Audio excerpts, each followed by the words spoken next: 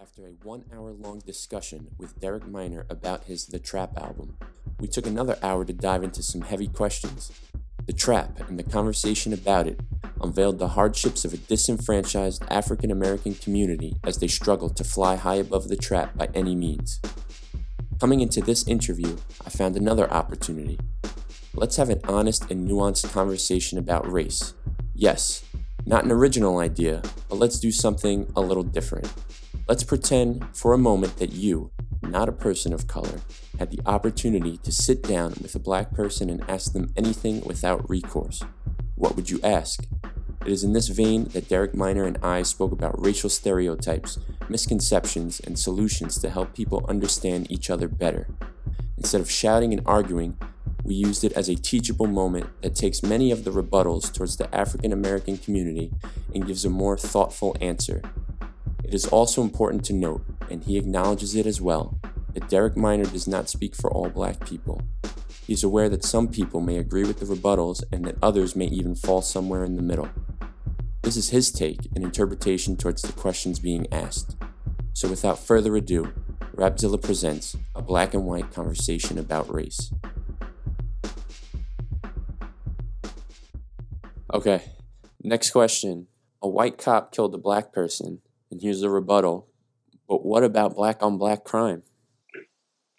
I would say, and this, like, that is such a, that's a very lazy answer. Like, first of all, that's lazy just in general, in the sense of, well, that's a lazy question. And I would say the reason why it's lazy is, one, you never, you just do a quick Google search and you can see that people kill people in their own communities more than they do out of their own communities. Mm-hmm.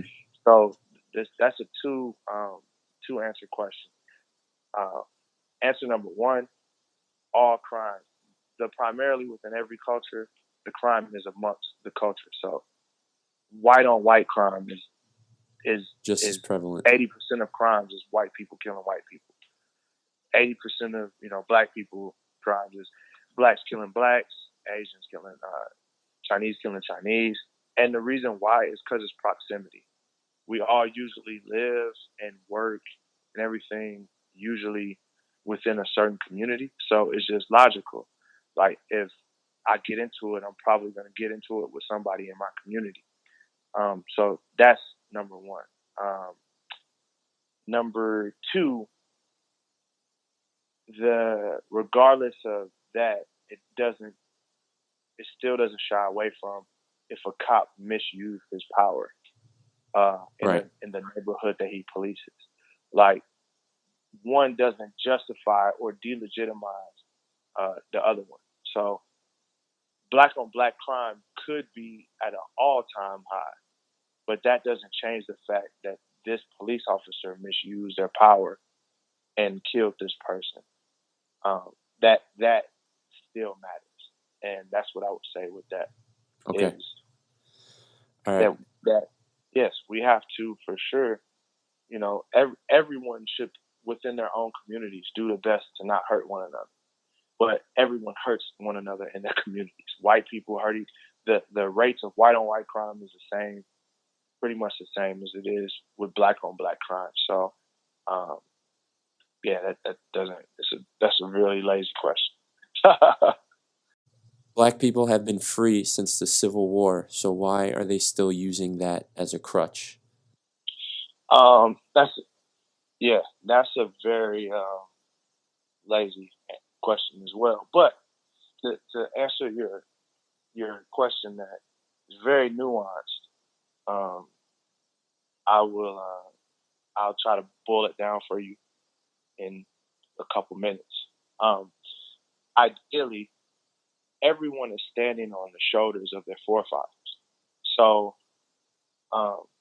most kids today, they enjoy their lifestyle based off of everyone. You enjoy your lifestyle based off of what your parents can provide for you.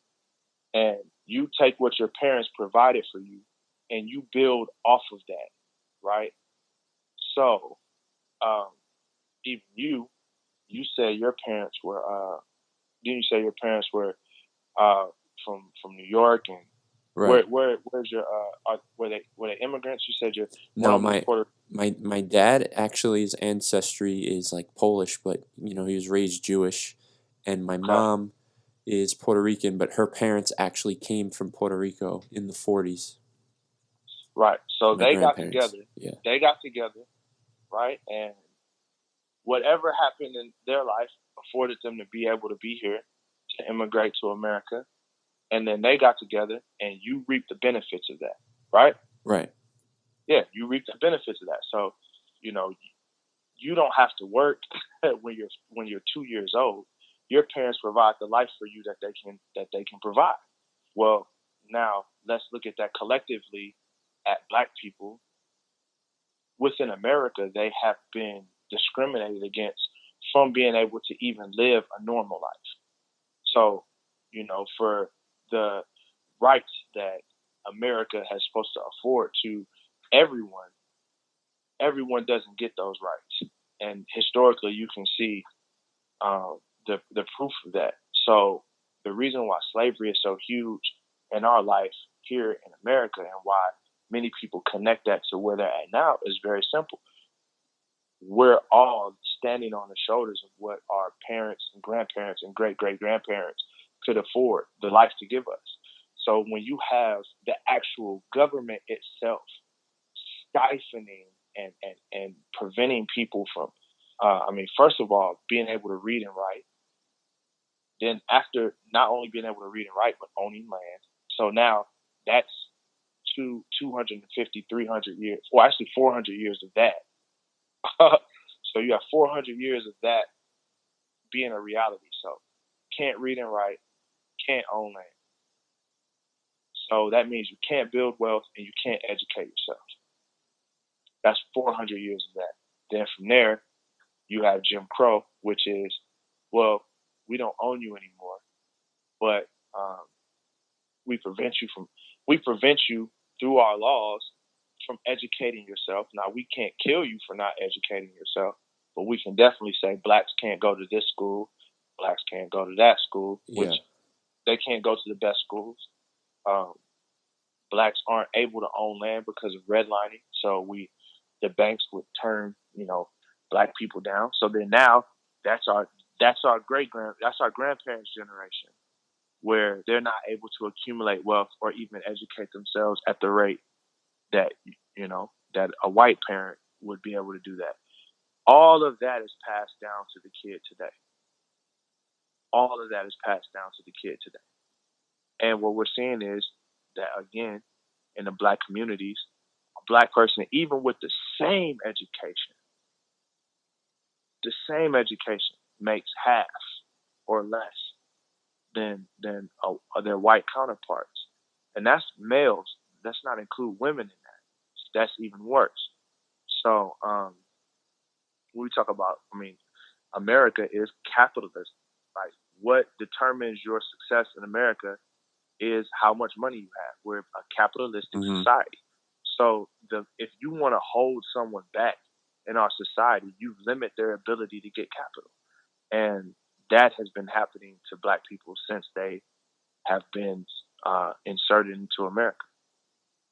So therefore, that's why Black people talk about slavery, Jim Crow, and privatized prisons as collective. Those things are specific to our culture, which has held us back from being able to have the opportunities for generation after generation. And that that has held us back as a culture.